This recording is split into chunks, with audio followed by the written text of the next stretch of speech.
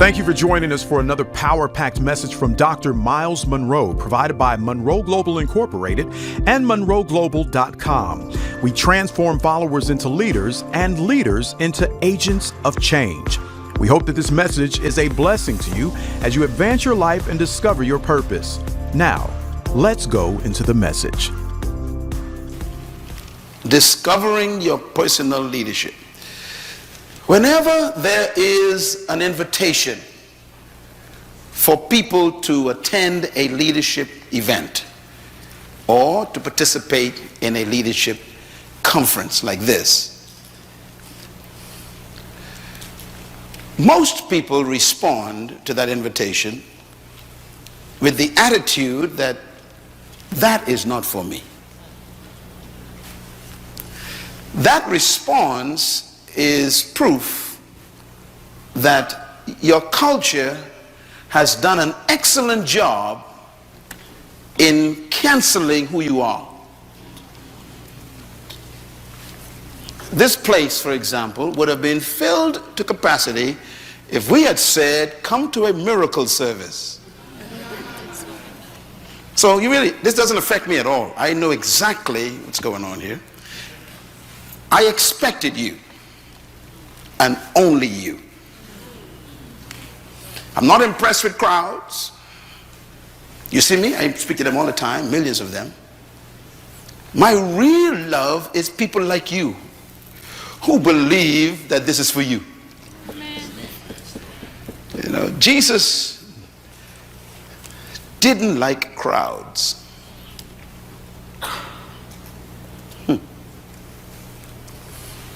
He didn't trust them.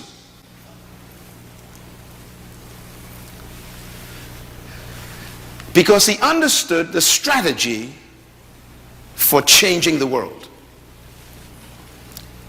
And the strategy for changing the world is not large meetings or big events. It's small groups committed to intensive transformation. So he chose 12 people. Can you imagine someone who came to change the world only chose 12 people? And his only focus with them was on leadership development. He started with raw material, which means these 12 specimens had no formal training in leadership. What I thought was a good strategy that he used was he at least chose businessmen. I like business people. Religious people are problems. So the people he chose were business people and professional people. Like Matthew was an accountant. Luke was a doctor, a medical doctor. Peter, James, and John owned a fishing company. These were businessmen. And the number one business of that day was fishing in that village around Galilee. So these guys were owners of the top business industry. That's who he chose. Because he wanted to produce leaders. One time, his crowd grew too much. You all would remember that one day the people stayed with him for 3 days and they ran out of food. He decided it's my responsibility to make sure that they are fed before they go home. So we know the story. He worked a miracle, multiplied fish and bread, and he fed them. And the Bible says after that meeting was over, 70 joined him.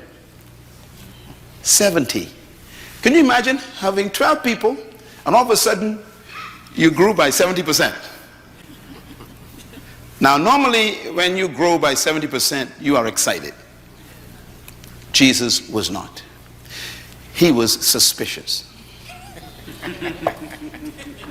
Why? Because he understands big crowds. They are not interested in changing. They're interested in feeding.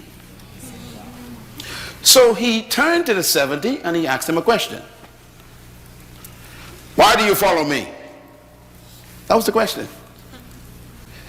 Now normally if you are a pastor, if you're a pastor and your church grew by 70% in one day, you wouldn't ask that question. Matter of fact, you would say, thank you all for coming.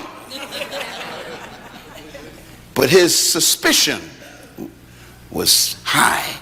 He said, why do you follow me? And then he answered the question for them.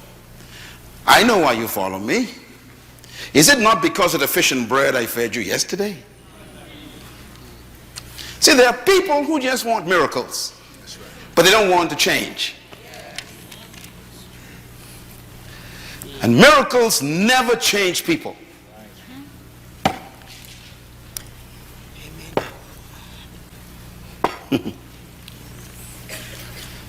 You would remember the children of Israel.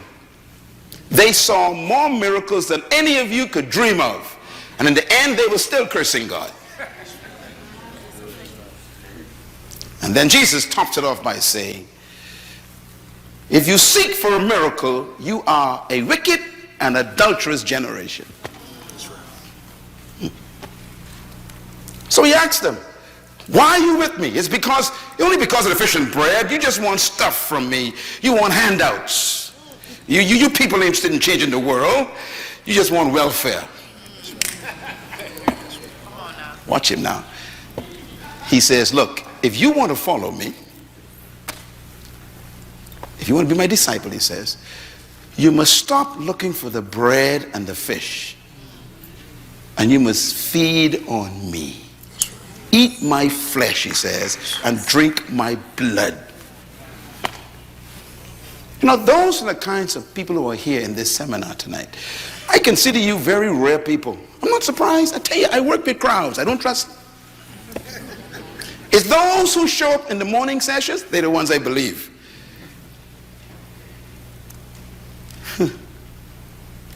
Those ones who come to the workshops, they're the real people. They're the ones who God will spend his time with and give them what they expected and more. The Bible says when the 70 heard this, I must eat your flesh and drink your blood, feed on you.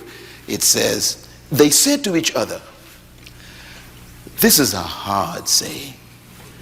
In other words, you are demanding too much. You want us to stay with you and look to you for our livelihood? It says, they forsook him and walked away. Could you imagine losing 70% of your members in one day? Sure, it can happen. But what intrigued me and impressed me is what he did after they left. It was a leadership act. Because he was training now these 12 guys, okay? So he turns to the 12, this text says, and asks them a question. Will you leave also? In other words, are you just like them?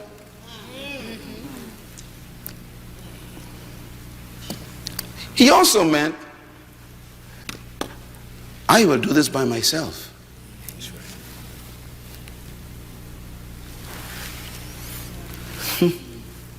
By the way, that's one of the most important principles of leadership, you know. Finding something worth doing by yourself. That's good.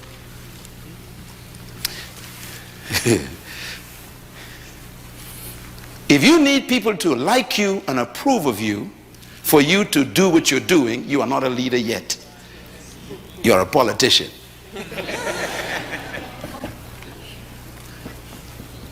He was willing to go alone. Peter spoke up and said, Master, Rabbi, which means master teacher. I'm going to paraphrase Peter, okay, a little bit. Peter probably said, we think you are crazy, Jesus. We too think you are a little bit weird, but you make sense to us. In you, he says, we have found the words that give us life or give our life meaning. That's what leaders do. Leaders give people's lives meaning. That's why they follow you. People will follow you when they receive a sense of significance for their own lives.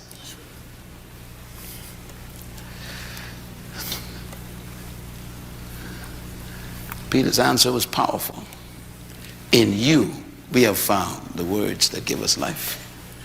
Our business was doing great. You know, we have a company, but you have shown us that we could do more than just business. We can change the world. And that's why we're here in this seminar the next 2 days. I guarantee you, if you listen to me very carefully, the next 48 hours, you are going to be transformed as a person. But you got to listen. You got to feed on me just a little bit. Because what I'm teaching you is what I live. And it begins with discovering what I call your personal leadership. Leadership does not begin with people. It begins with you first. Let me give you a couple of things to write down, because I'm giving you what they never taught me in church. And that is, everyone is a leader. Pastors are afraid to say that because they don't want no competition in the pulpit. But leadership begins with how you think. So let me give you my philosophy of leadership that I had to discover for myself to become the person I am. Everyone was created to lead. Say that with me. Everyone was created to lead. Say it again. Everyone was created to lead. That's a tough statement. Most of you don't believe that statement. I understand it. I understand. Because I was the same way.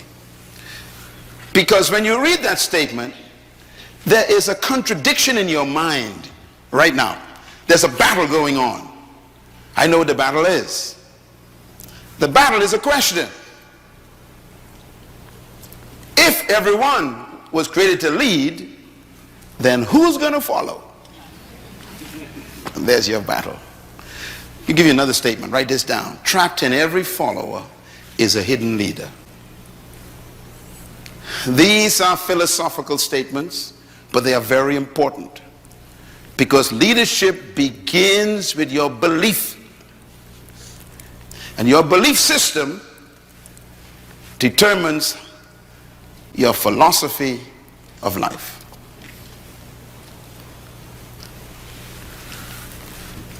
If every follower is a leader, then the question becomes a problem again. What happens when they all become leaders? Who's going to follow?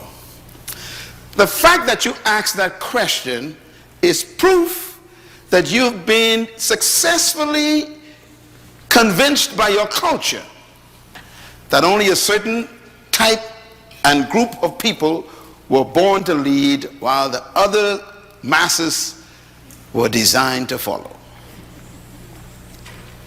That's really what you believe. That's why the question arises. Because you cannot see in your mind everyone being a leader. You have problems in your mind. I had the same problems. And this is why I teach this so hard. Because it is that belief, that subtle belief that's in your mind that's trapping you right now. For example, in my mind, there is no economic crisis. But that's because of the way I think.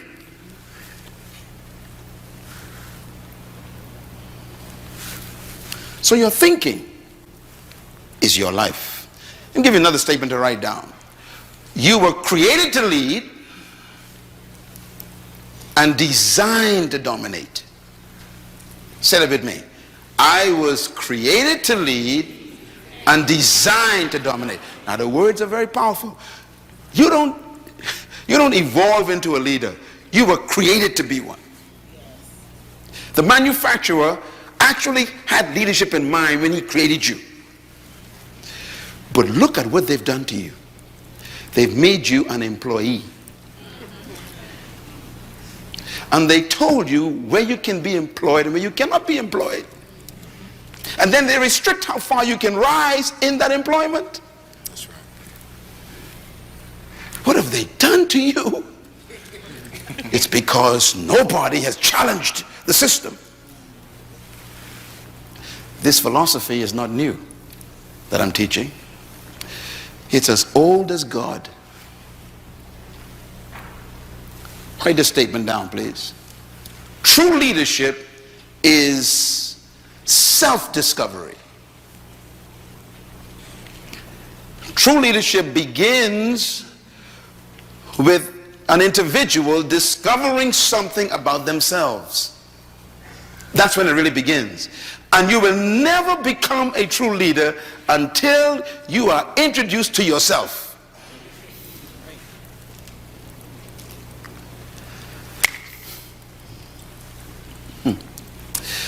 You know, if you were to study the leaders of history who really changed the world, beginning with people like Moses maybe, you know, here Moses is on a job. He's employed by his father-in-law.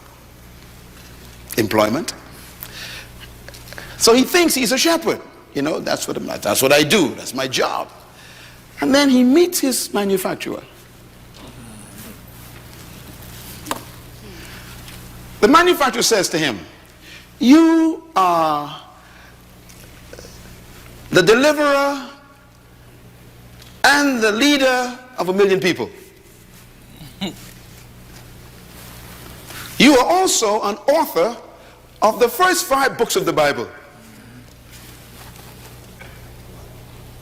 You are the leader of a labor force. You are a lawgiver for all the nations of the world. They're going to steal your laws and use them. His answer, you must be talking to somebody else. You see, when you meet yourself, you are always afraid.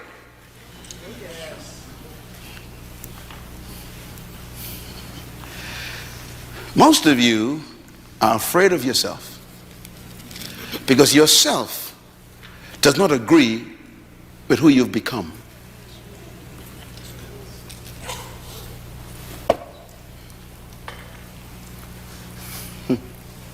You think you are a shepherd, a manager, a supervisor,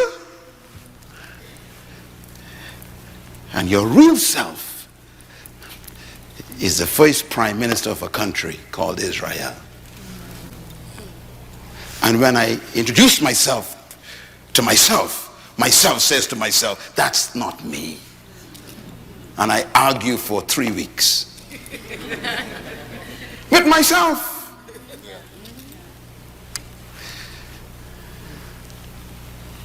Gideon. Remember Gideon?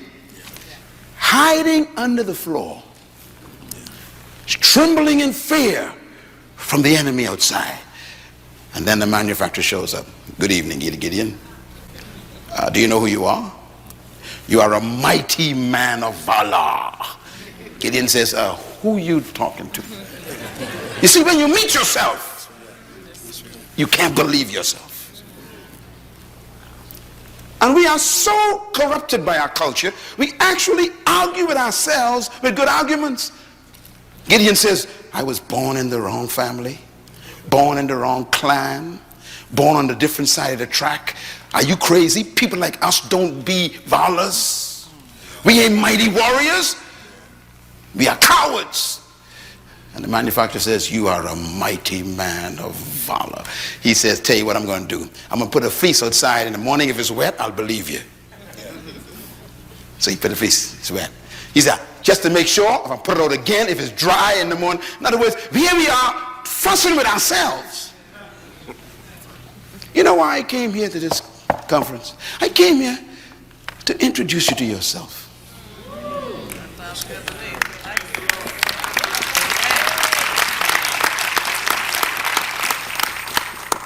What you are doing is embarrassing to God.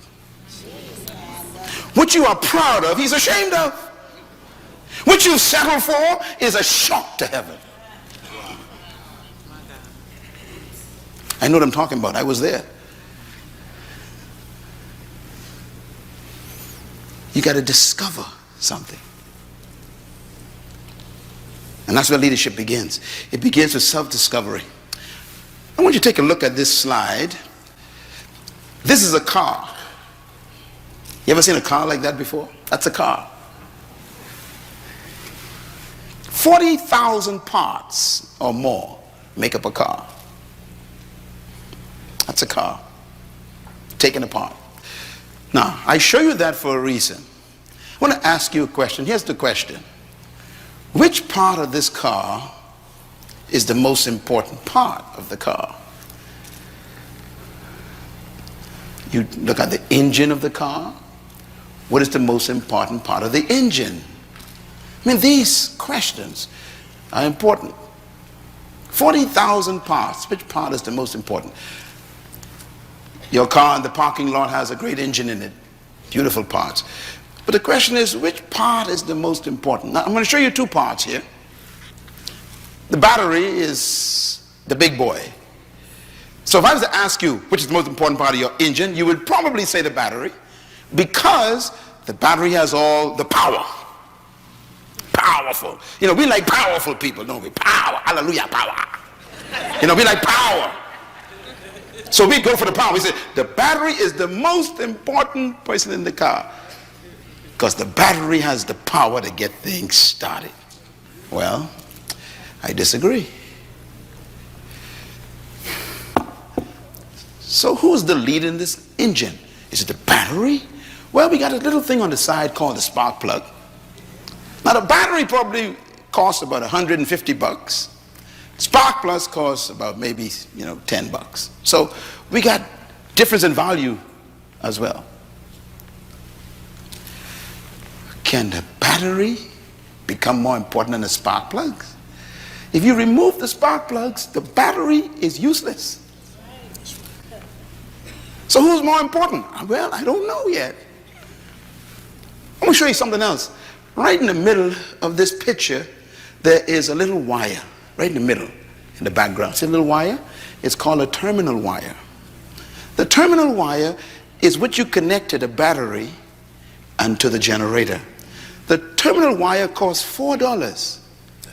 The battery costs $150. Who's more important in this car? Well, let's find out. With all the power the battery has, if you remove that $4 wire from the battery's terminal, the battery is useless. So who's the leader? Well, let's find out here. All the power trapped in the battery. The battery is useless to the car without a $4 wire. Who's the most important person in your organization? Is it the CEO or the maintenance woman?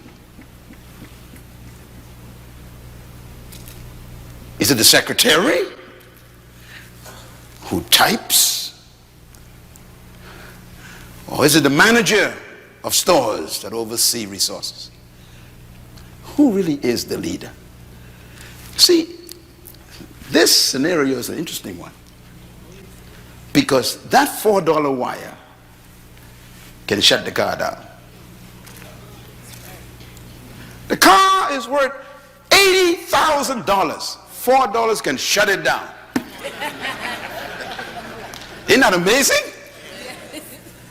Now the problem is, this little terminal wire has to connect to the battery and to the generator. And all it does is a function called transfer. It transfers power to the generator that hits the spark, that turns the shaft, that caused that whole engine to turn over, to cause the wheels to turn, and you can control it. Transfer. The The only problem is the terminal wire has no power. It's just a transfer function. That's good. Only problem with the battery is it cannot transfer. It has all the power. Only problem with the spark plug is it ain't got no power and can't transfer, but it can produce fire. That's good. So who's the leader in this whole situation? No one and everyone. That's the answer. Here's the answer. Everyone is a leader in their area of functioning. Write it down. This is the concept of leadership that God introduced.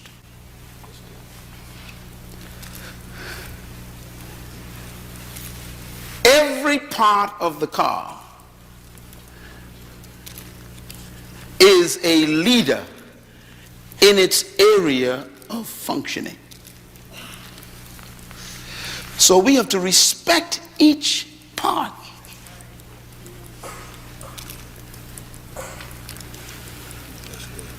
They have successfully convinced you that you are useless. And they use you to do what they want you to do. They meaning your culture. And you obey them because you don't know who you were born to be. You have no idea what your function is. When I discovered who I was, I became free from them. I began to dictate my own value. Therefore, I told them, you need me. Come on, say it. You need me. Say it like you feel it. You need me. See, you become a leader when you discover that one discovery. They need me. The world needs me. Say it. The world needs me. Say it loud. The world needs. I want you to say it with a revelation. Come on, say it. The world needs me. Let me tell you something. If you discover that, you become dangerous. You are not an accident. You are an assignment. That's good. Leadership. You know, we talk about leadership. This is a photograph of all of the leaders in the world together, the present ones, and a recent photograph taken. And I want to talk in this session about some of the areas I want to cover very quickly.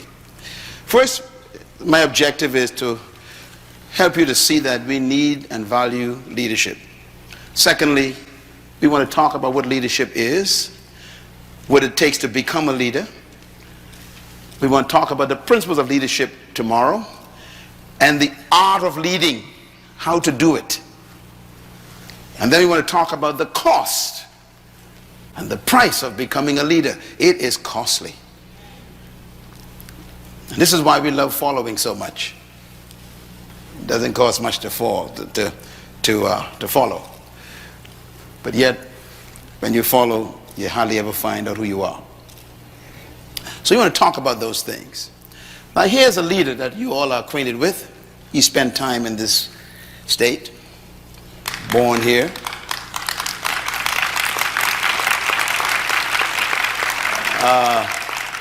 Walking through the airport of this state capital, they have his coat and tie. You'd wonder, why would someone want to put a man's coat on display in an airport? And we won't ever see your coat. I'm going to explain to you why, okay? And hopefully, if you get this revelation I'm going to teach you in this leadership seminar, they'll want your coat also.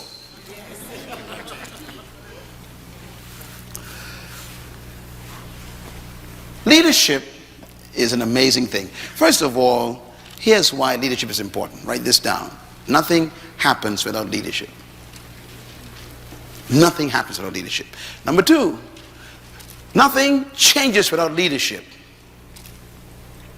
Number three, nothing develops without someone taking leadership. Number four, nothing improves in any situation without leadership. Number 5, nothing is corrected without leadership.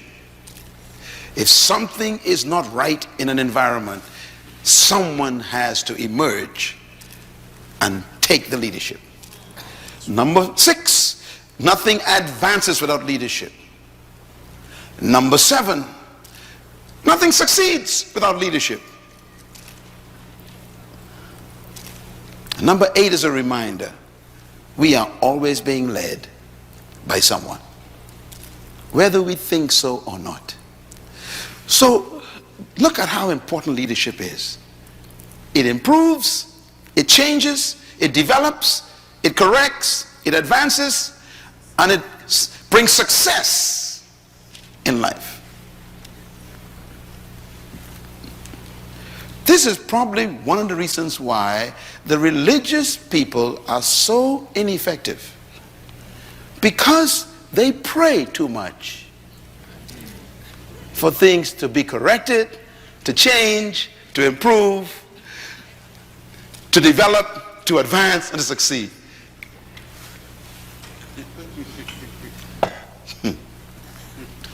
I think one day Rosa Parks decided to stop praying. That's all. What made her a leader? She just decided, no more prayer. I'm now going to be active.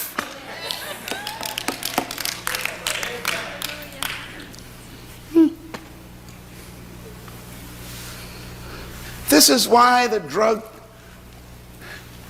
problem in your community is so diabolically destructive, because you keep praying for them. You wouldn't do anything.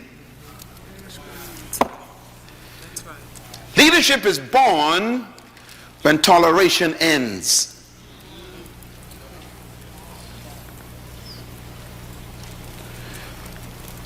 Why? Whatever you tolerate, you will never change. What did I say? Whatever you tolerate, you will never change. This is why there are very few leaders in your city. Your toleration level is very high. Leaders are usually angry people. As a matter of fact, you will learn tomorrow night the secret to becoming a true leader. And one of the secrets is anger. Yes, Lord. Wow. When you decide, I have had enough, a leader is about to be born. Yes, yes. Thank you.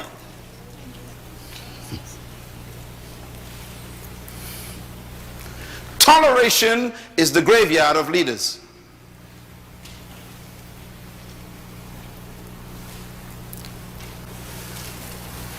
And that's why we lack leadership in the 21st century. Everybody wants to be liked. Nobody wants to rock the boat. And that's why we're not leaders, because we want everyone to agree with us.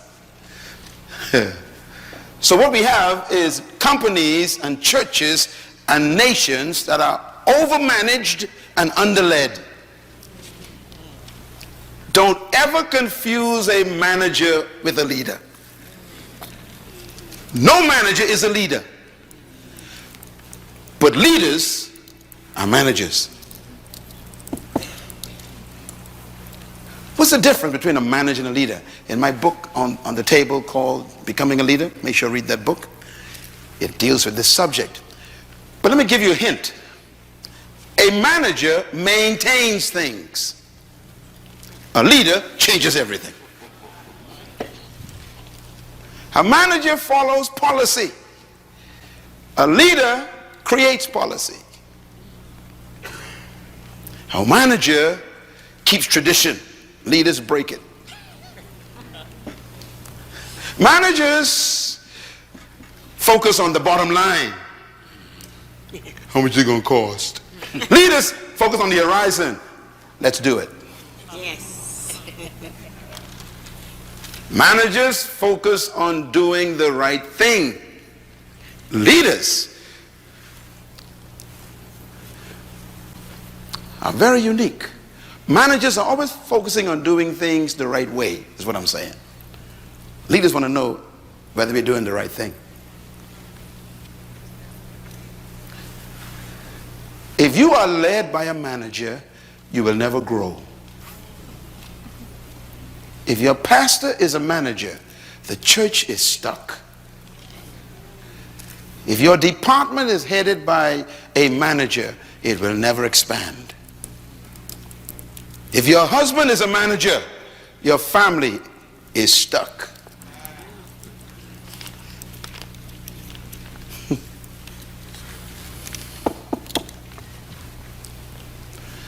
So we need managers, but we need leaders more than managers. Because leaders is what give managers work to do.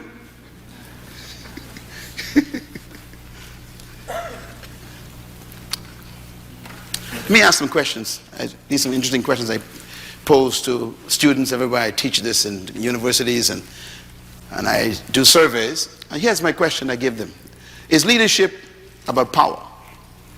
What do you think? No, okay. Is it about position? Is leadership about talent? You sure? Is leadership about skill? It's a skillful person. Is leadership about authority? Is leadership about status in your society? Is leadership really about charisma?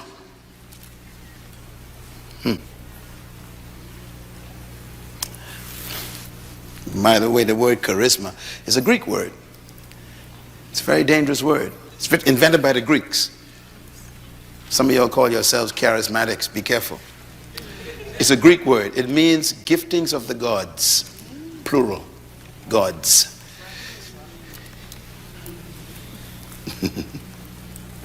Because they were polytheist. They believed in many gods. Charisma. The giftings of the gods. Paul used it. He borrowed the Greek word to teach on the gifts of the Holy Spirit. But it's a Greek word.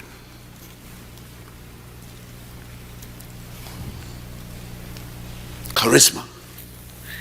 We have our own idea what that means. Last question, are leaders born or made? Very important question. Some people struggle with that. I answered it years ago. I'm clear in my head. So the question is, when does one become a leader? It's a tough question, you know, because the question would be, when did Rosa Parks become a leader? See, you don't need to be a PhD from a college to be a leader. You can just be an old lady on a bus. I told you everybody's a leader. Everybody's a leader. The problem is they haven't told you how to become one. She discovered something.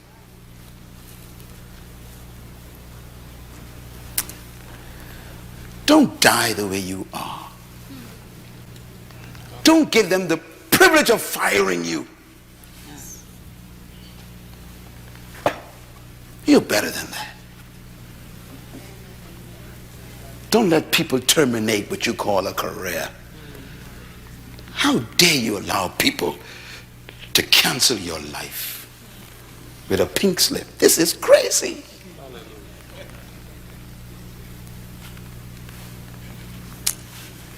That's why we're here.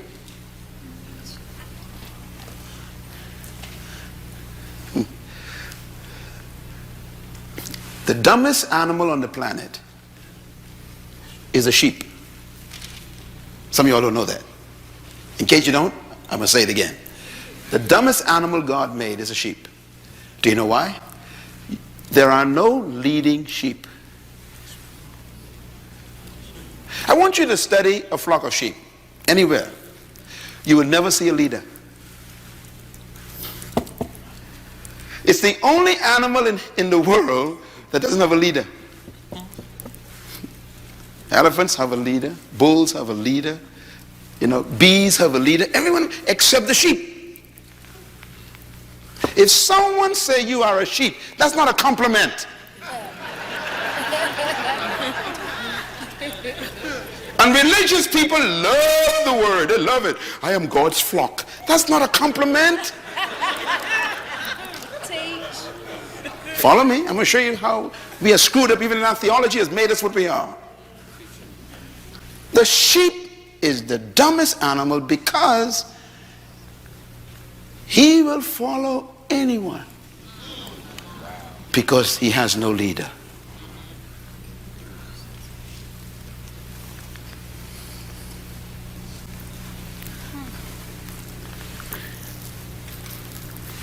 So I have a little test for you. If an army of sheep is led by a lion,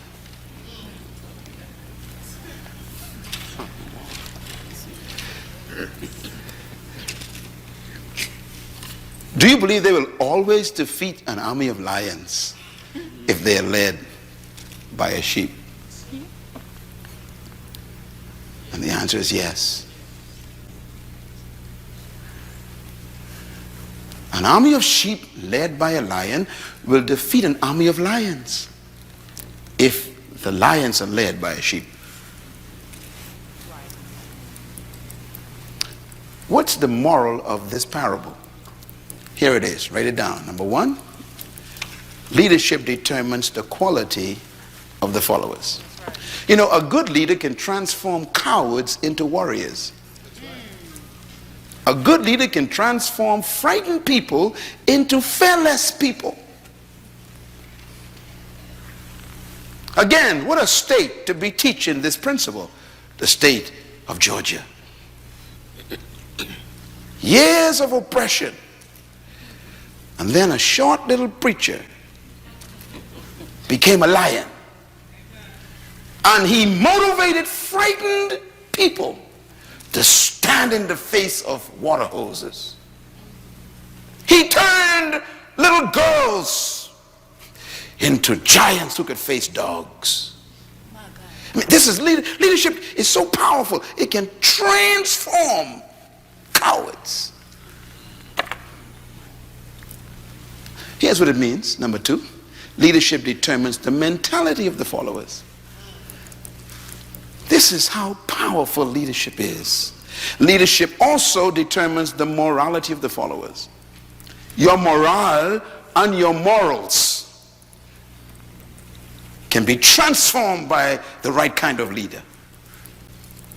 Leadership also determines the attitude of the follower. In essence, leadership determines the commitment of the follower. That's why we need you. We need you to discover your leadership, because there are people in your city who are being abused by the system. And they need someone to emerge who will give them hope. Because leadership determines the destiny of followers. I couldn't say it any better than my own greatest leader of all time, the ultimate leader of life, when he said these words: if the blind lead, wow.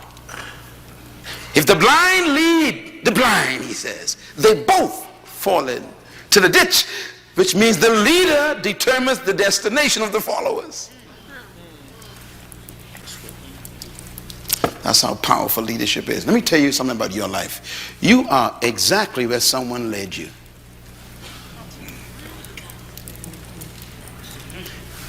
If you don't like where you are right now in your life, you're going to have to reconsider changing leadership.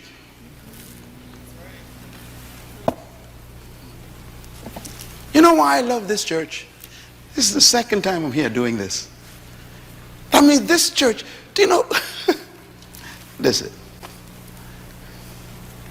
do you know how many people wanted me tonight?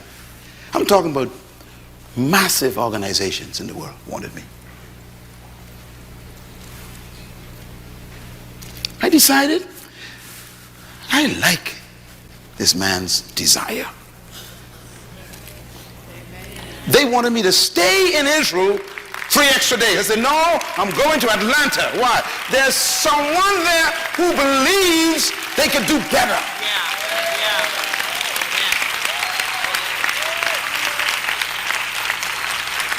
don't think the members of this church really know who their pastor is. See, your problem is you want to shout and sing hallelujah, and then die broken sick. This conference is about to set you free from that stuff. Yes, sir.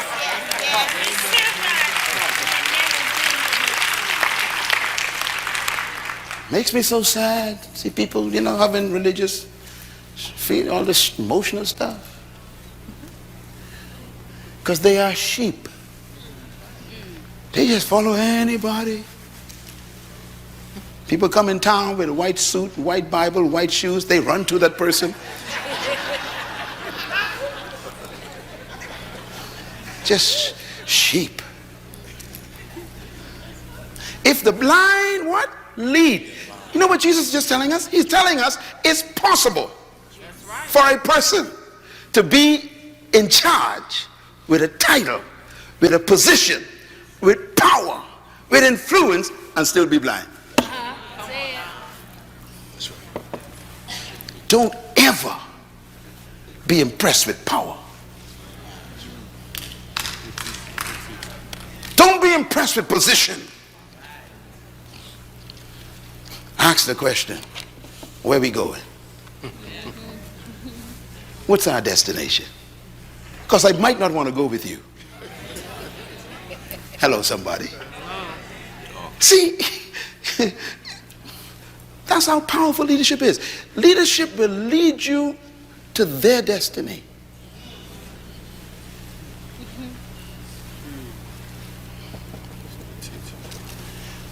Some of you know the story about Jim Jones in Guyana.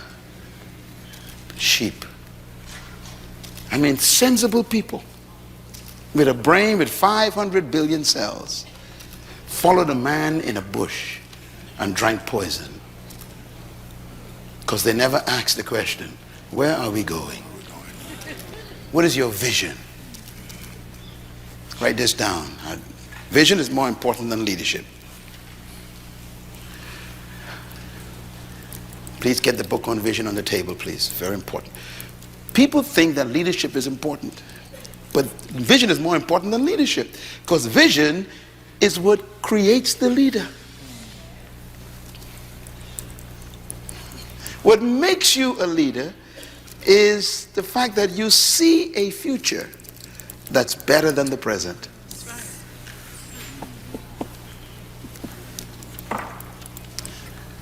So leadership is powerful.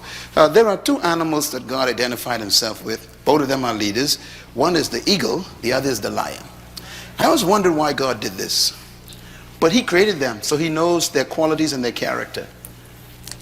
I love them both. I always love eagles and lions. You come in my office, you see lions and eagles all over the place. In my home, lions, eagles all over the place. In a couple of days we go into Africa. I told my planners down there, I got to go see the lions again. Every time I go, I got to spend time with my cousins. And I go and spend the whole day with them. My wife and them, with the lion, we go there, we spend time with them. Why? They remind me of me. They remind me of leadership. As a matter of fact, Jesus says he is the Lion of Judah. Not the puppy or the dog. The Lion of Judah. Not the monkey or the raccoon. The lion. God identified himself as a lion. You better study the lion.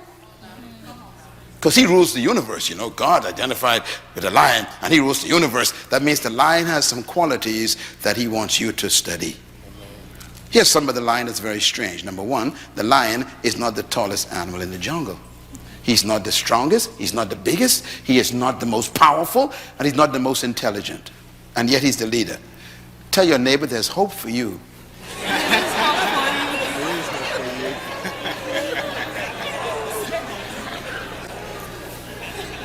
What the lion has done is he has canceled all of your excuses for not being a leader.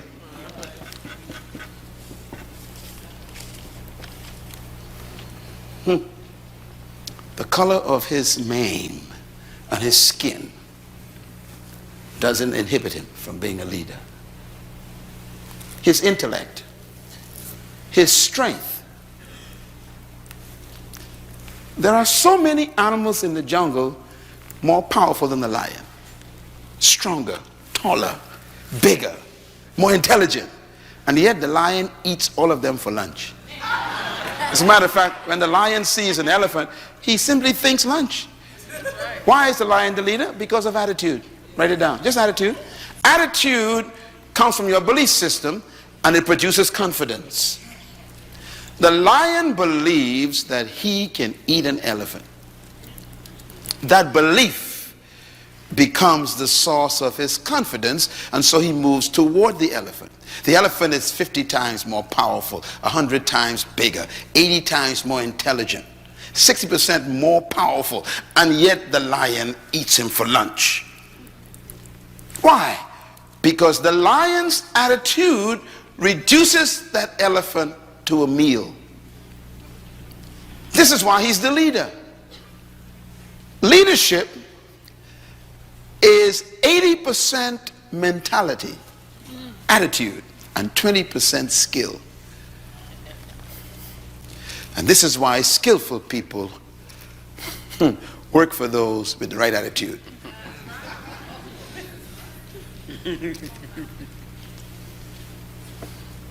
Look at this lion. I took this photograph myself. There's an elephant and the lion doesn't move.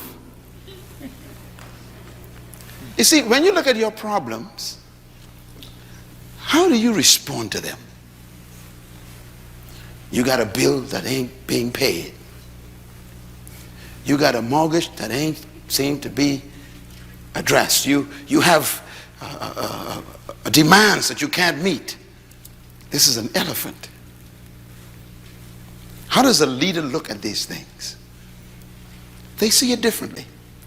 A leader looks at the elephant and he simply thinks one word: this is lunch. The thinking controls the action of the creature. That's why he's dangerous. What makes Myles Munroe dangerous is my thinking.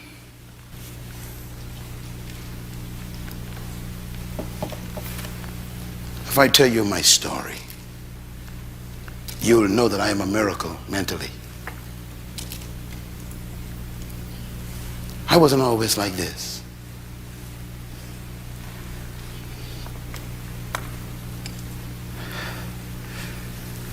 I was changed between my ears.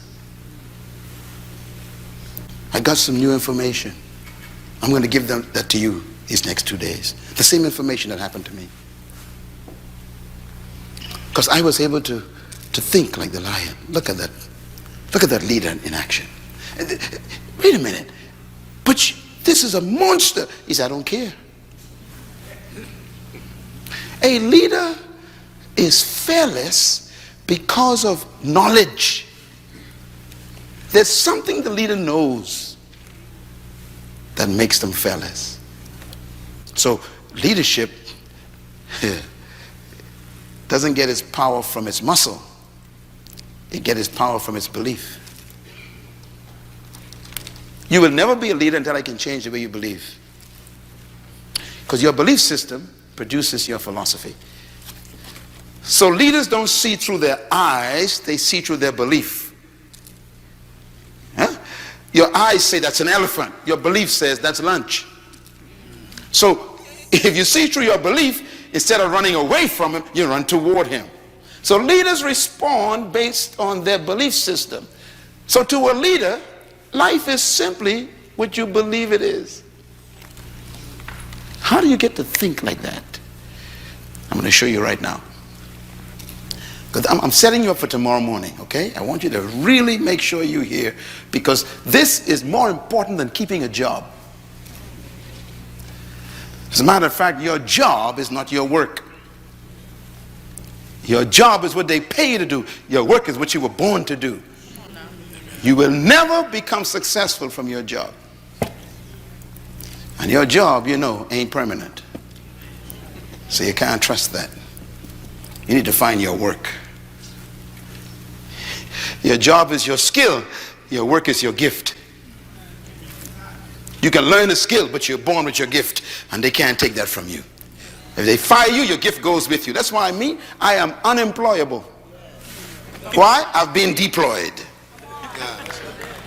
And I came here for you to deploy yourself. If you deploy yourself, there'll never be a crisis anymore in your life. No more economic crisis to those who deploy themselves.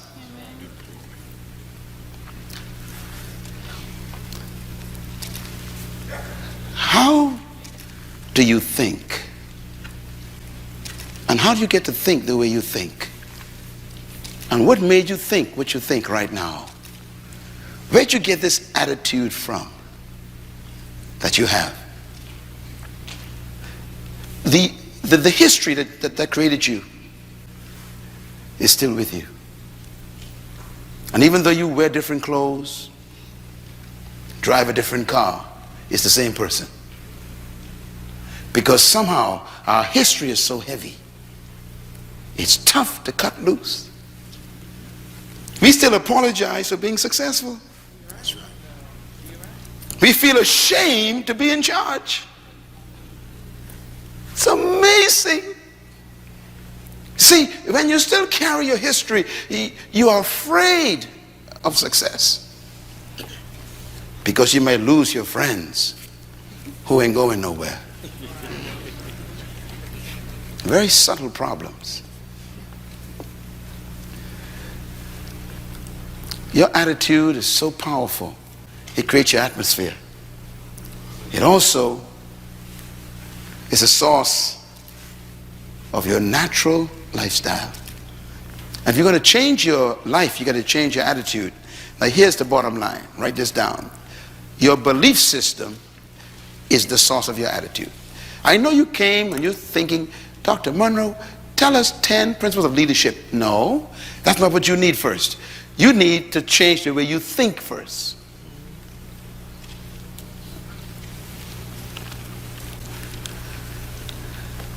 I was invited to speak at Harvard University a few months ago, and the room was filled with all of these technocrats and these professors and all these, Ivy League people. And they invited me to speak on leadership. Do you know what I came in there and talked about? I talked about thinking. When I was finished, first standing ovation ever at Harvard University, they says. They had never heard anybody get into their heads before. I exposed those who were racist. I showed them that your thinking is your philosophy that destroys the way you treat people in your department. That's good. And until your thinking change, you are contaminated leadership. They had never heard such a level of teaching on leadership. Why? Because unless your mind changes, you will never become a leader. Ladies and gentlemen, let me put it this way. Attitude determines your limitation, which means that your belief system determines how far you go. You can never lead beyond your attitude and your belief system. And that's why your life is what you think it should be and exactly what it is. Attitude is the manifestation of your personal philosophy. And that's why this first session is dealing with discovering your personal leadership first. Then we could talk about people. Write this down. Philosophy is a product of your ideas. And this is why I started this session out with a question. Do you believe that everyone is a leader? You have problems with that. And I understand, because the culture doesn't allow it. Could you imagine going to work tomorrow telling your boss, I am a leader too? You just have problems with that.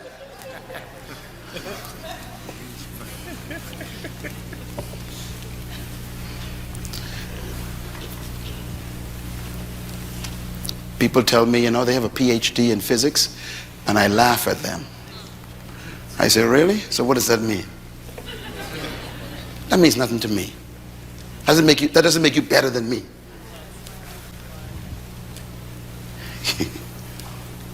Your education doesn't change your human value. We are still equal as humans. And I do know some things you don't know. So we got to be careful. Our philosophy, our ideas is the source of our philosophy. And I like what the great king said, King Solomon.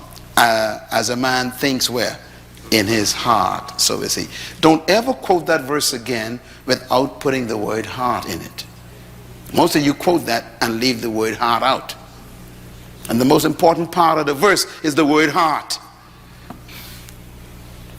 As a man thinketh, so is he. That is not what he said. As a man thinketh in his heart, so is he. Why? Here's why. Because the heart is the Hebrew word that has to do with the center of reasoning. It's the place where you have meetings with yourself. Where you talk to yourself. That's your heart. That's the meeting place where you have reasoning with yourself. That's where you sit down and say, well, let's see now. Can I do this? Can I not do it? Can I really do this? That's where you're having meetings with yourself. Because that's where your belief system is hidden. In other words, your heart is also, Paul calls it the hidden man. The psychologists would call it your subconscious mind. I call it your hard drive. You know, this iPad got a hard drive on it. Don't trust what's on the desktop. The display? Don't trust that. The stuff on the inside, that's the real thing. Now, what is your heart? Your heart is the place where you keep all the ideas you collected all your life, the ones you believe, you keep it. So when you hear the word heart in the Bible, don't point at your chest. Point at your head. Amen. Blessed are the pure in heart. Don't go to your chest. Religious people go to their chest. The pump in your body is not impure. It's doing its job, pumping blood. So, blessed are the pure in heart. Ain't nothing to do with your pump. It has to do with your mind. Are your thoughts pure? Are you thinking with purity?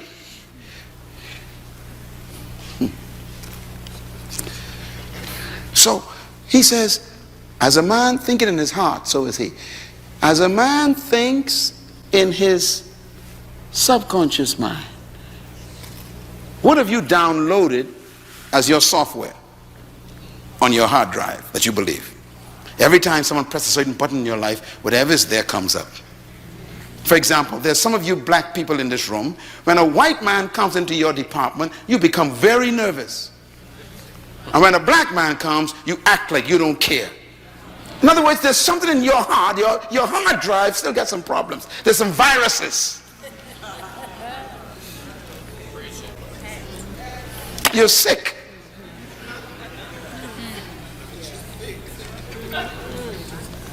It's there on your hard drive. 40 years of struggle and you're still there. You ain't free yet.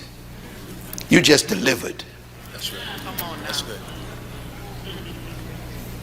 Deliverance is when you leave Egypt and enter the wilderness. That's right. Freedom is when Egypt leaves your mind. So stop telling people you're free. You are still in the wilderness. And notice what God did in the wilderness, eh? He kept them going around in circles. 40 years going around in circles. You know, my wife and I had an experience, I'll never forget this. We went from Israel to Egypt. And, you know, we were going to visit Egypt for the first time. And this years ago we went there. We've been there a couple of times. And, man, the aircraft took off. And I'm getting excited. I'm going to see Egypt. I'm going to see Pharaoh, you know, remains of the, you know, all this stuff. Get excited. And before I could get excited, they said, we're about to land. Fasten your seatbelts. I said, wait a minute.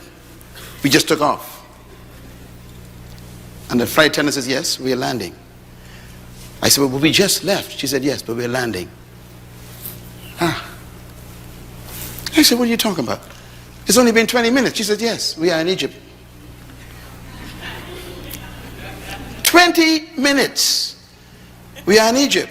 I said, what are we doing in Egypt already? She says, Cairo is only 20 minutes away. No, you didn't hear what I just said. Okay, let me explain it to you. It took Moses them 40 years to go from Egypt to Israel, where I was. 20 minutes. So when we got to Egypt, right, they picked us up, took us to our hotel, checked us in, and then our first tour guide, came to get us, and we boarded the bus, and we're going out to the pyramids.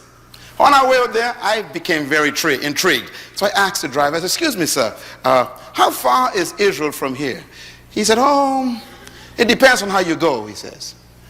I said, well, explain it to me. He said, well, from Cairo to Israel, Jerusalem, if you walk, it's about 40 days.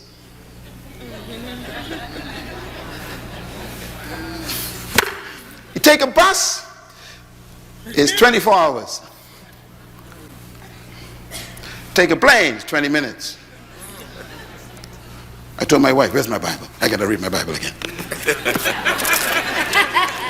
I went back hotel room, grabbed my Bible. I said, let me just see. I think God made a mistake. It took them 40 years for a 40-day trip. And then I read in the Bible, it says, because they had not gotten Egypt out of their minds, the Lord led them the long way round until their children were born. Let me just give you the point I'm making here. God will deliver you, but will never set you free. You got to set yourself free. They walked around in that desert for 40 days. Why? 40 years. Why? Because 40 years is a generation. What was God doing? He was waiting for 40 years until he got what they were carrying in their loins. The next generation. When the kids came up, God killed them all. Killed all the parents. But God allowed none of them to go into the promised land. Why? Because they were still thinking about onions instead of milk and garlic instead of honey. They didn't change their thinking.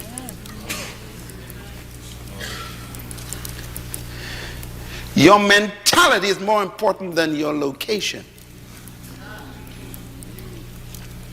If you don't change as a person mentally, you will stay where you are physically. So God killed them all. Only 2 left. And those 2 were born in the desert.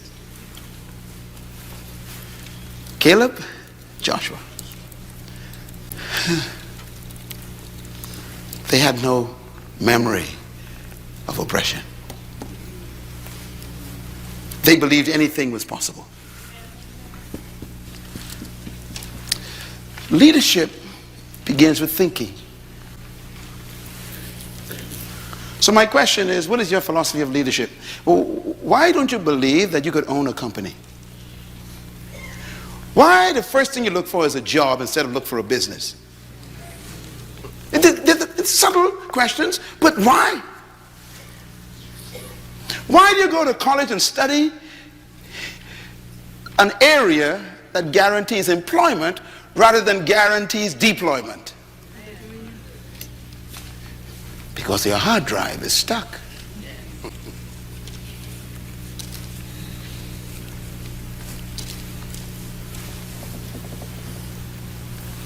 I sit with heads of states. You saw those pictures. Head of state, kings, governments. I work with them all the time. And most of the folks who run countries are sick just like you. They don't know what to do with the country. Power doesn't make you smart. It exposes your ignorance.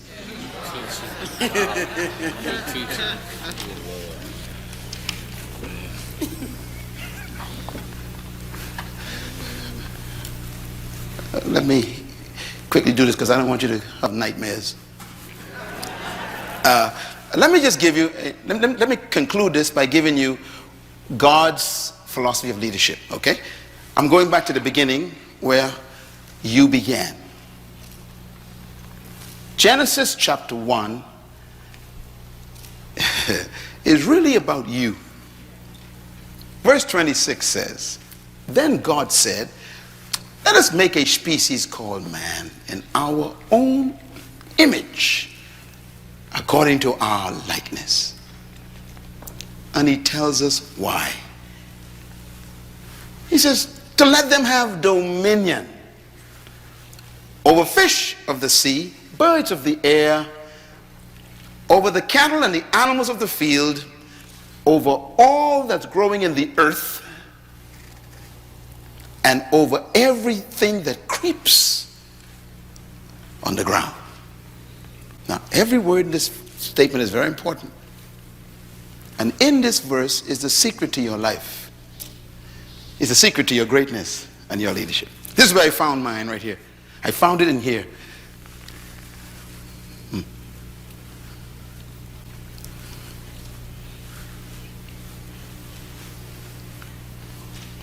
I'm just going to say this. I hate to talk about these things, but I'll just say it.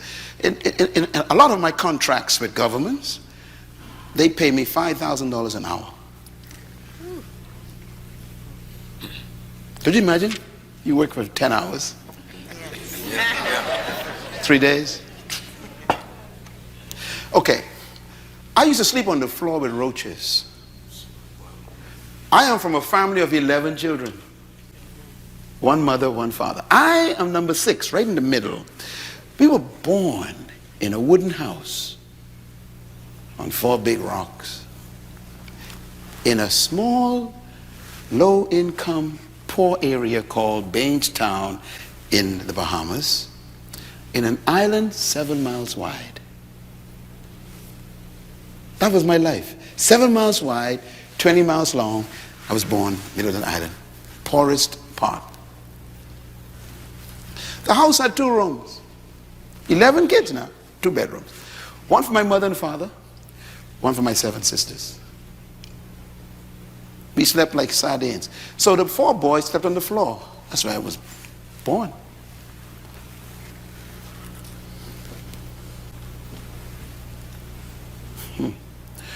One chicken for 11 kids. The neck was delicacy. Listen, this is my life.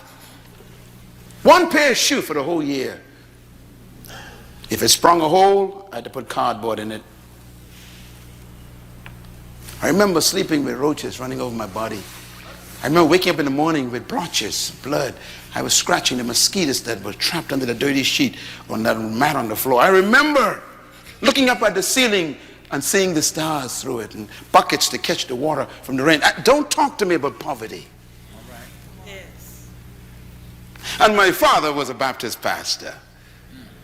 And I went to church 3 or 4 times a week, and I slept with roaches. Don't tell me about religion. So when I talk to you from this position I'm talking to, I'm telling you what worked for me.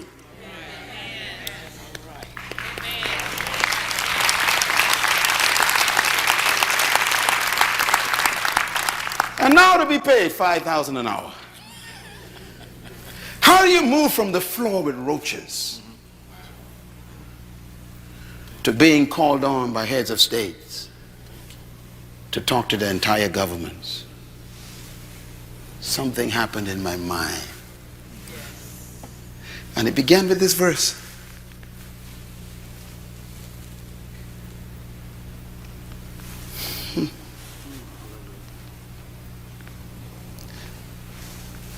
Let us make man. The word man here is the word ish. I-S-H. Write it down in Hebrew. Ish. It's a plural word, which means that God wasn't making a person. He was making a species. All of us is called man. For example, we call all dogs, dogs. We call all cats, cats. God called all of us man. Man is the designation of the whole species. It comes in 2 models, male and female. But it's all man. And then he says, I want to make this particular product in my own image. Write the word image down. See, this stuff is important. This is what set me free. The word image doesn't mean to look like. The Hebrew word means characteristics. Characteristics. Let them have the same characteristics, qualities of God. No Baptist pastor told me that. My father couldn't teach me that. He didn't know it. I had to find it for myself. I have God's character. Wow. What a discovery for a little boy sleeping on the floor. I am just like my father, God. Oh, my mind was changing. You know, we had teachers from Europe because we were oppressed by the British, you know. We were bought there as slaves years ago. My great-grandfather was a slave, you know. And so the British people, man, they told us that we were half-breed monkeys. They were very clear. They said, you are not fully humans. They told us this in class. One of them said to me, you are retarded. Your brain is maldeveloped. You are not able to be educated. All you can do is music and dancing. And that's why they still believe that today right here in this city. All your people do is dance and music. Why don't you run the economy?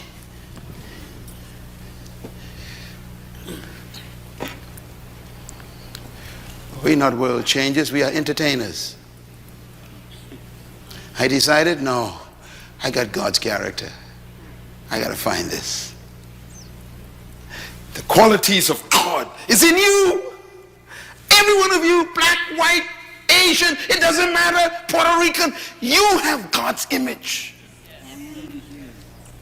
This is not a message for any race of people. It's for humans. You can do anything you dream. You're just like your God, your Father. Boy, that thing hit me like a bolt of light. Wow. And then the word lightness.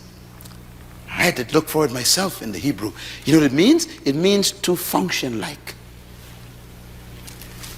Let us make a creature that has our characteristics and functions like us. That means you function just like God, your Father. Which means you got to study, how does God function? Because if you don't function like God, you are malfunctioning. For example, in God, the Bible says there's no fear. So when you fear life, you are malfunctioning. So I'm afraid of nothing. I'm telling you, literally, I'm afraid of nothing. That makes me dangerous. A fearless man is a dangerous man.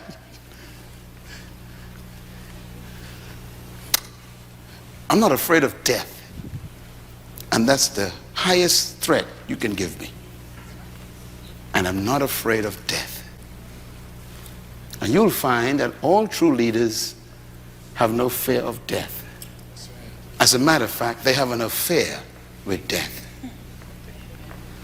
All true leaders. Why did God create you? Read it. To have what? Dominion. So what was the motivation for God's creation of you? Dominion. Why did God create you? Say it loud. Dominion. Well, what motivated God to create you? Dominion. What was the reason why God created you? Dominion. Yeah, not to have worship services. He never said prayer meetings. He never said to be a bishop. I don't know. Culture has done a good job at us. Here's a guy who's a bishop and can't pay his light bill. Here's an evangelist who owes everybody. Here's an apostle who can't even pay his mortgage.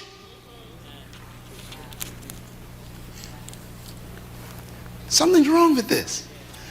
We missed the point. He didn't create you to be a title. He created you to have dominion. Everybody say dominion. Dominion. And this is where leadership is born. See? Because the word dominion, I checked it out, is the word radah in Hebrew. Write it down. It actually means to rule. It also means to govern.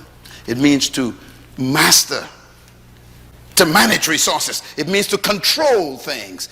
It means to have sovereign authority.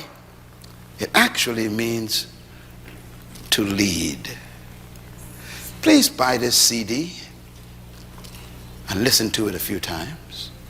Get this in your spirit. That is why you were created. To be a ruler, a governor, a manager, a controller, an authority, and a leader. Now, here's why I changed. Here's why I changed. When I discovered this, I had to discover the second principle. I'm going to give it to you.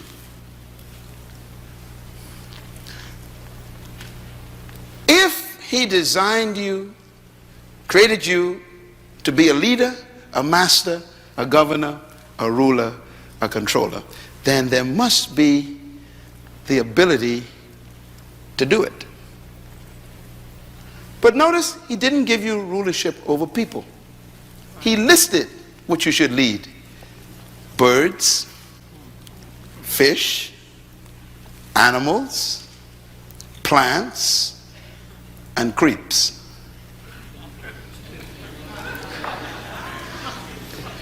This is very important. God says, let's make a leader, a governor, a manager, a ruler, not to rule people. So leadership in God's mind is not about people. It's about resources.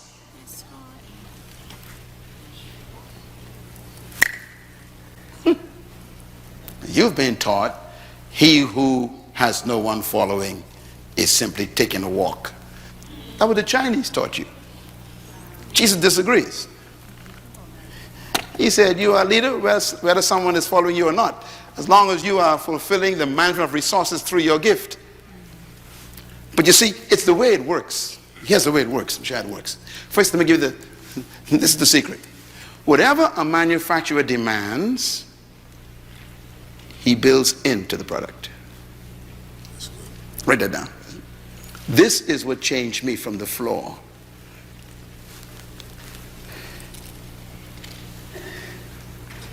Whatever a manufacturer demands from a product, he builds it into the product. Am I right?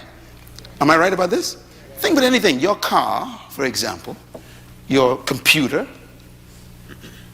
your iPad, your iPhone, whatever you have, your refrigerator, whatever it's supposed to function as, it is built with. Number two, whatever God calls for, he provides for. Number three, whatever God demands, he inputs. Number four, whatever God expects from something, he injects it into it. And number five, whatever God gave the purpose of a thing to do, he built it with the potential to do it. That changed my life. Because when I discovered the principle of creation, I discovered my ability. Yeah. So when a manufacturer makes a product,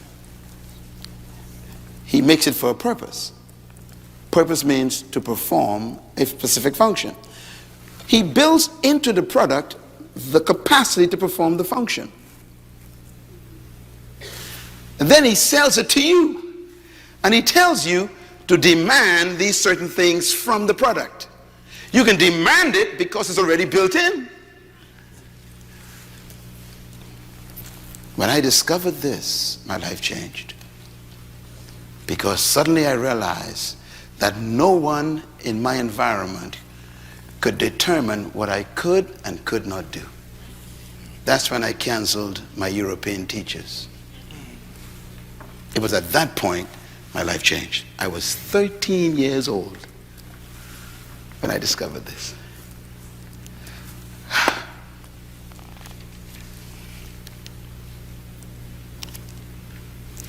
I want to show you something. Give you an illustration. If God created you to dominate, then the capacity to dominate is in you. Do you get the principle? Okay. So whatever you were born to do is built in. So here's what I want you to take a look at then. Conception does not guarantee manifestation. Now what I mean by that is a bird and a fish were created by God. The fish was created to do what? Swim.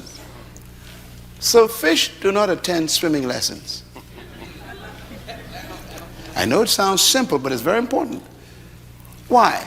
Because swim is built into the fish. Why? Because God demanded the fish to swim. So he put the ability in it. Birds were designed by God to fly. So birds don't attend flight school. Flight is built in. I like this one. Seeds. Seeds were designed by the Creator to bring forth trees. You'll never find a seed attending a tree growing convention to learn how to grow trees. Why? Where's the tree? Trapped on the inside. In other words, whatever God created something to do, he built it in. Your culture and your educational system doesn't allow you to discover that. That's right. We are educated to be employed, not to be deployed. Seeds deploy themselves and become trees. Fish deploy themselves and they swim. Birds deploy themselves and they fly. We are the only creatures God created who don't deploy ourselves, because our culture doesn't allow it. You got to get free from the culture. And it's seminars like this that make you begin to have a meeting with yourself and discuss yourself with yourself and say to yourself, self, am I who I really am? You know, here's my conviction. This is why I believe that buried in every human being is a leader, trapped by an erroneous philosophy that you were born to follow. Let us make man to have what? Dominion. To govern, to rule, to lead, control. Which means that somewhere inside of you is a ruler, a controller, a leader, a dominator. Somewhere in there. Because he would not have demanded it if he didn't inject it. Which means that your ability is determined by your responsibility. Your potential is designed by your purpose. Your potential is equal to what you were born to do. The best example I can give you is this car. Look at this car. All cars have what they call a speedometer. Am I right? Here's an old one, old Chevy. Now, if you look at the numbers have up to 160 miles per hour this car can travel. All of your cars have that kind of registration, sometimes 200, 180. Everybody got that, right? Okay. Now, when you bought the car, that was on the car. You bought the car with it. It was on it, 180 miles per hour. I'm getting ready to go, okay. I'm so excited. Okay, so you bought this car, you brought it home, and the manufacturer says this car can travel 180 miles per hour. How can the manufacturer put that on there? What makes him so sure that this vehicle could travel 180? That's the first question. The second question is, have you ever traveled 180 in that car? No. Let me tell you how stupid our philosophy of our countries are. We sell a car that could travel 180 and put a sign up 50 miles per hour. It's amazing. It's crazy. I don't understand it. I have no idea how they got this idea. I don't know where it comes from. But it tells you the nature of your culture. Don't try it. They give the company permission to build the capacity, but restricts your ability to use it. And you never thought about that. And that's the way they think about you.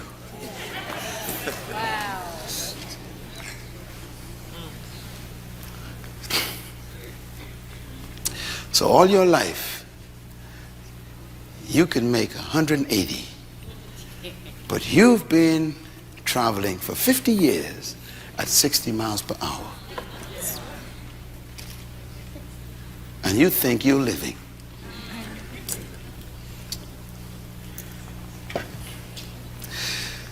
The capacity is present.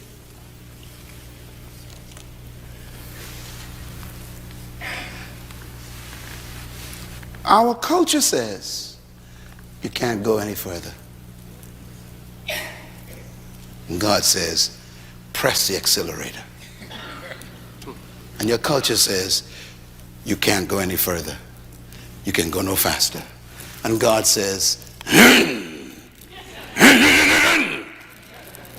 your culture says, you can't do that.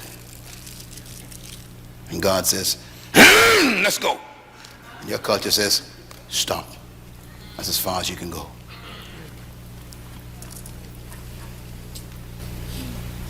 You got to make a decision tonight, see? You have God's ability. And man puts up the signs.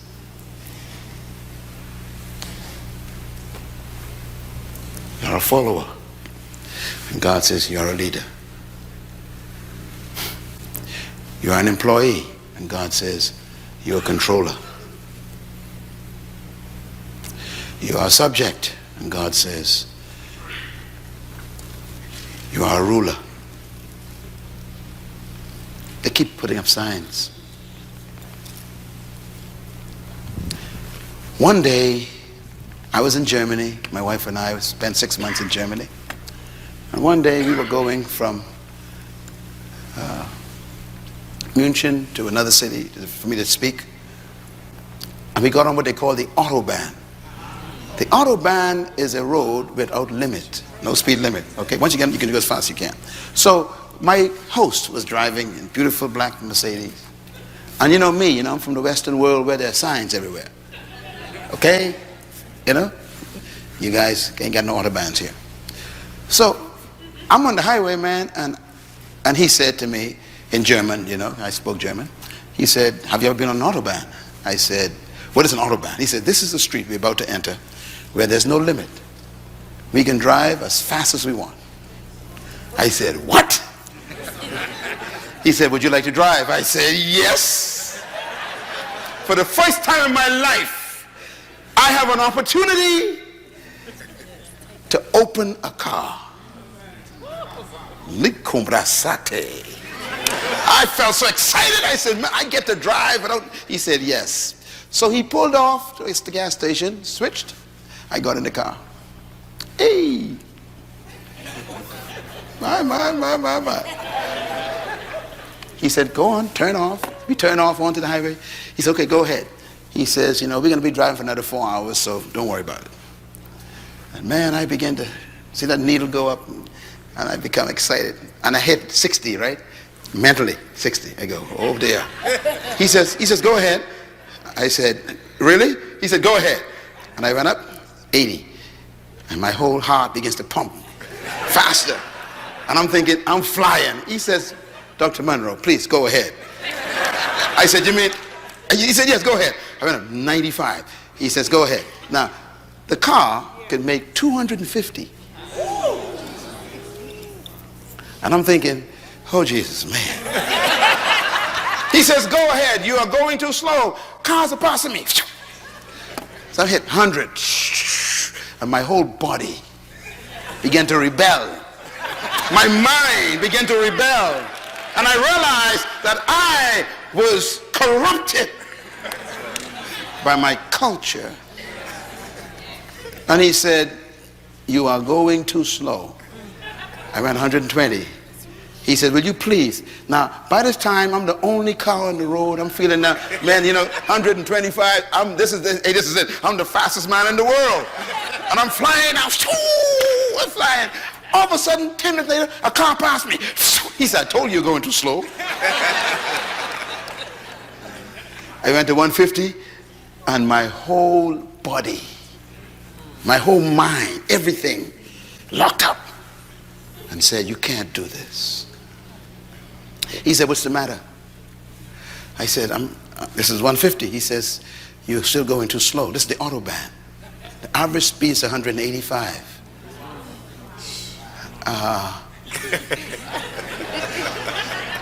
He said, do you still want to drive or you want to pull over? I said, I'm going to try to drive. And at 170, there was a barrier broken in my mind.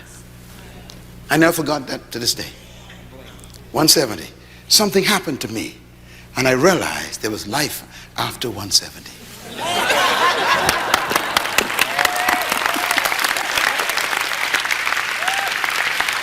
Wow! Man! 185, man, I'm flying. Shoo! I said, can I go more? He said, go ahead. And 190, shoo! I said, can I go? He said, go ahead. 200, man. I'm sitting there going, yeah. He said, now we're driving.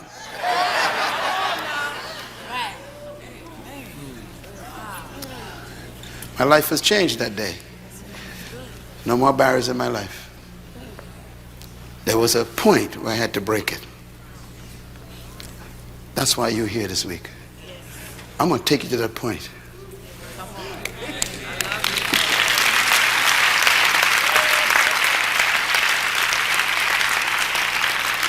You got to break it. There's life after your job. There's life outside your career. There's life beyond the pulpit. Don't let the pastorate become your cage. There's life beyond your employment. You gotta break it. You're a leader. I call it unreleased potential. Driving at 50 with a car of 150. See, you think you're doing well until someone passes you. I thought I was doing well. The guy passed me. I said, excuse me.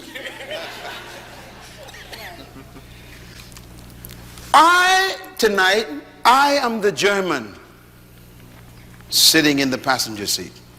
That's who I am for you right now. And I'm here to tell you, go for it. Go a little faster. Break it. That's who I am. I'm the guy sitting on the passenger side saying you're going too slow. You could do better than this. You're a leader. I hope that this first night will cause you to think about your own limitations. Because that's you. The Creator is the only manufacturer I know who hides a man inside a boy. He hides a woman in a girl. He doesn't create women. He hides them. He doesn't create men. He hides them. I wonder who's trapped in you. I wonder if we'll ever meet you. I guess the graveyard will get it.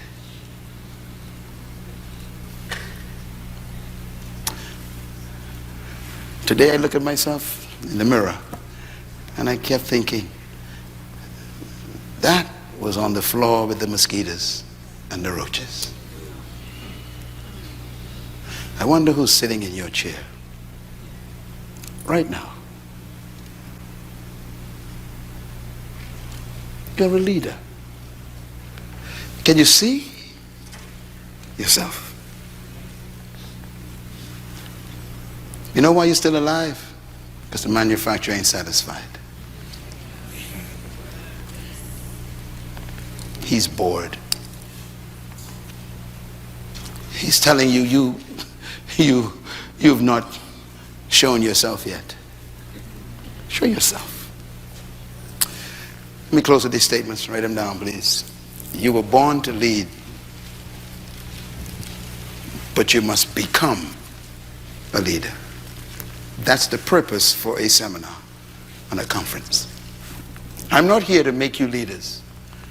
I am here to expose you as a leader.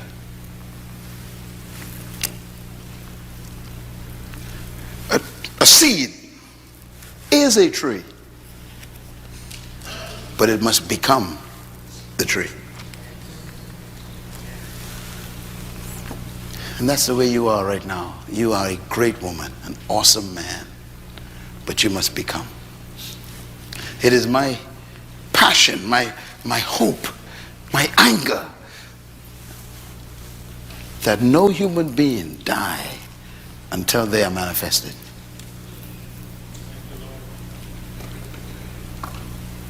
Let's meet you before you go. Let the world see who you really are before you leave us. Show us yourself. Show yourself.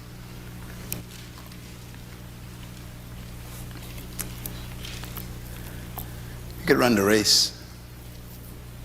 Running the race of life is not about beating people. It's about releasing yourself. That's why great leaders never compete with anyone. That's right. They are in competition with themselves. They try to see how much of themselves they can release tomorrow. It's leadership. I will never compete with you. I'm too original. That's good. Come on now.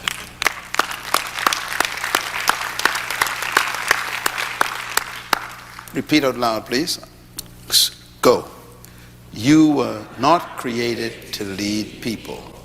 Number 2, read. You were created to lead in an area of gifting. Number 3, read. True leadership is born when your gift is discovered and served to the world. Number 4, read. The value in each human is the gift they were born to deliver to humanity. That's you. There's something you carrying that we need. I told you that leadership is not about people following you. It's about you discovering yourself, your gift, and then serving that to humanity. Leadership is, it's like a tree. You know, a seed becoming a tree and then bearing its fruit. You will never find a fruit tree bringing its fruit to you. That's good. I'm giving you the greatest secret of leadership right now. Leaders don't seek followers. Followers are attracted to leaders, just like you are attracted to the tree's fruit. When you go to a fruit tree for the fruit, you don't go for the leaves nor the branches. What do you go for? The fruit. And that's why no one's following you yet.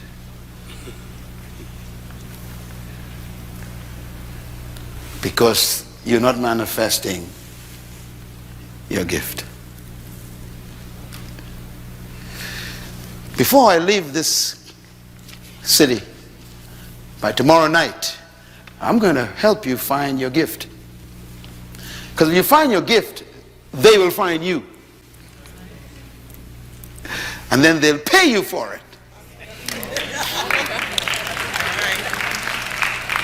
They will follow you for your gift.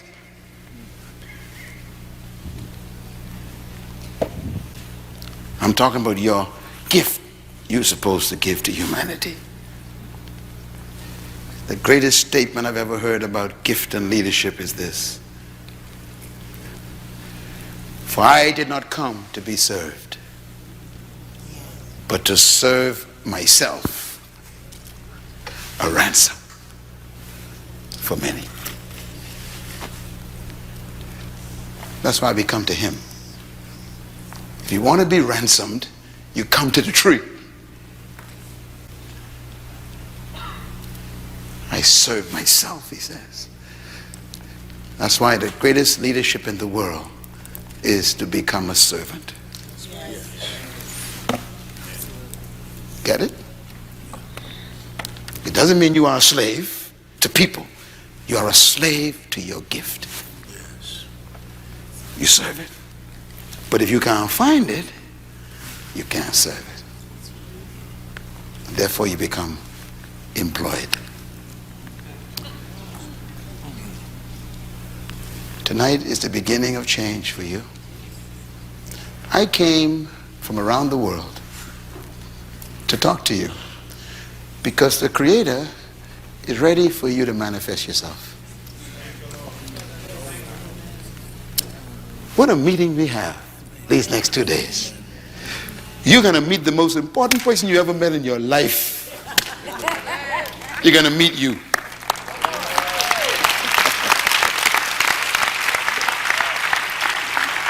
Thank you once again for listening to this message, as we hope that it has been a blessing to you. Our goal is to show you new paths and opportunities so that you can discover your purpose. It is your love, support, and partnership that makes Munroe Global possible. Please visit us online at www.munroeglobal.com for more product, partnership, or to join us at one of our live events around the world.